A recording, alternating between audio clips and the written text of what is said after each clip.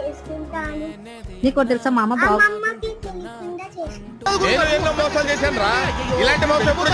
ఒకసారి వినండి. ఏంటి అమ్మమ్మకి తెలియకుండానా? సాయి మామ చెప్పేస్తాడు.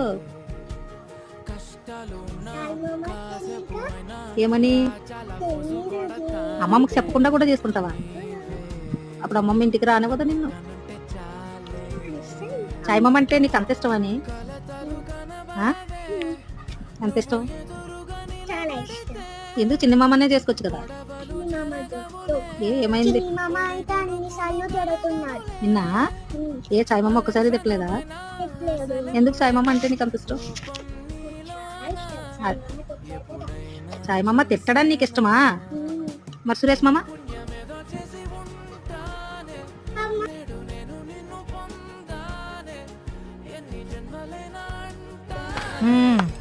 సరిపోయారు.